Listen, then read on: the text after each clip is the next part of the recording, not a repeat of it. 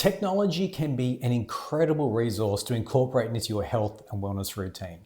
Today, we're going to dive into what you can use to take control of your health. For men in their 40s, 50s, and beyond, health starts to feel less predictable. Energy fluctuates, sleep quality changes, recovery slows, stress hits harder, and yet most men are guessing. But what if there was a way to quantify and track these factors? Today, we have access to powerful technology tracking, not to obsess, but to empower you and create awareness.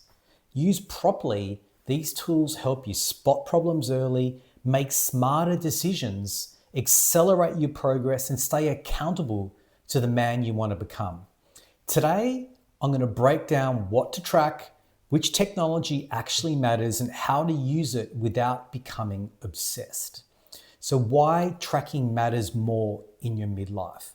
In your 20s and 30s, your body gives you loud feedback. In midlife, the signals get quieter, but they are still there if you listen to your body. Tracking matters because it gives you objective feedback. It can show you how your sleep really is going, how well you recover from stress, how your lifestyle affects your energy. It can give you early warning signs before problems become more serious. This isn't about perfection. It's about awareness and intention. Now, when you measure the right things, small changes become obvious and progress becomes a lot more motivating. The principle is to measure to guide, not to control. So before we talk devices, the mindset really matters. Technology should support your nervous system, not stress it. If tracking increases anxiety, comparison, or obsession, it's not being used correctly. It's meant to be your coach, not your master.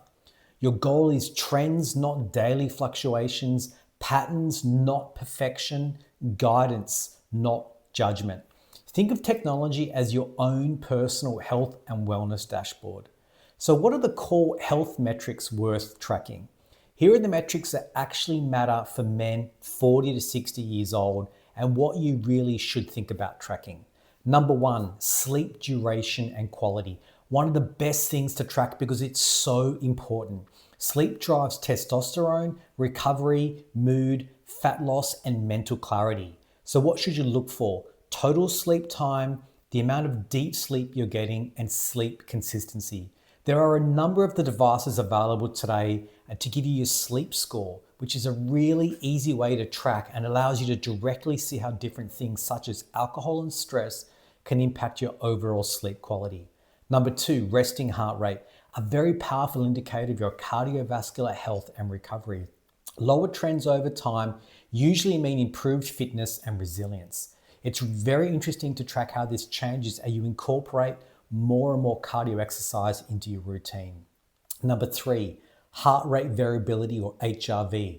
HRV is a measure of the small variations in time between each heartbeat. Rather than your heart beating like a metronome, a healthy nervous system allows your heart to subtly speed up and slow down from beat to beat.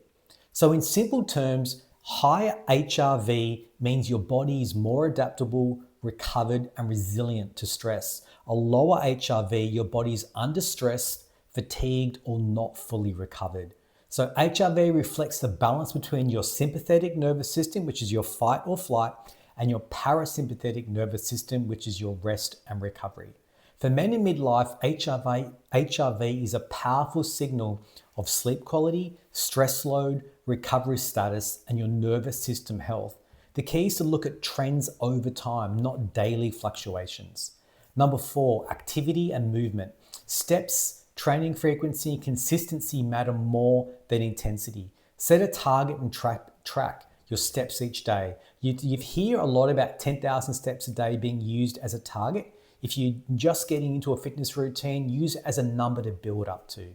Number five, body composition trends. Weight alone is very misleading. There are a number of devices that allow you to measure your body composition or the mix of muscle and fat. Now, some of these can be influenced by hydration levels, so use it as another thing you keep an eye on for trends, not to get obsessed over daily numbers. Now, wearable technology that makes sense. There are a lot of wearable devices Below are some that are available to consider, all with different features and at different price points. Number one, smartwatches like Apple Watch or Garmin. They're best for heart rate, tracking your activity, sleep tracking. They're great if you like to integrate it with your mobile phone. Now, personally, I currently use a Garmin, but I have used an Apple Watch in the past, and both are really, really good. Depends what you prefer. Number two, recovery wearables like Aura or Whoop. They're excellent for sleep, HRV, readiness scores. These are ideal for men focused on recovery, stress, and longevity, more so than that athletic performance. Number three, blood pressure monitors to use at home. Now, blood pressure becomes increasingly important after 40.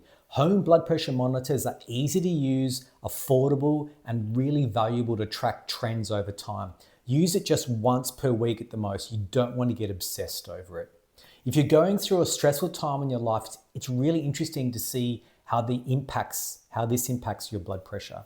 Number four, glucose monitoring. This is optional and more advanced. Two ways you can go. You can get the odd finger prick, which tells you your blood sugar levels at a moment in time, or something called a CGM or continuous glucose monitor, which gives continuous readings over a 7 to 10 day period. It's not for everyone, but it can be useful if you've been told you're pre-diabetic or diabetic, insulin resistant, or if you're experimenting with nutrition. Now, personally, I've used a CGM fairly recently, and I found it really interesting to see how different foods, the amount and the type affects my blood sugar levels. Now, technology isn't just about wearables. There are useful digital tools you can use, like sleep apps for wind down routines, meditation apps to lower cortisol and activate that parasympathetic nervous system, habit trackers for your accountability, food logging apps for short-term awareness. So what are some of the common mistakes men make with health tech? You want to avoid these traps. Don't obsess over daily scores. You don't want to ignore how you actually feel. That's very important. Stop chasing perfect numbers or comparing yourself to others. Remember, compare and despair. You don't want to track too many metrics at once. So remember, technology doesn't create health. It's your habits that actually do that. So here's your simple action step. Just choose one metric to track for the next 14 days. It might be sleep, steps, your resting heart rate, or HRV. Just choose one. Observe the pattern. Make one small adjustment, then reassess. Now, it's always to make sure to speak to your doctor before making any changes to your health and wellness routine. Very, very important.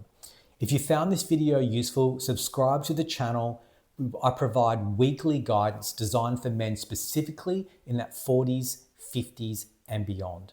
Remember, health technology should empower you, not overwhelm you.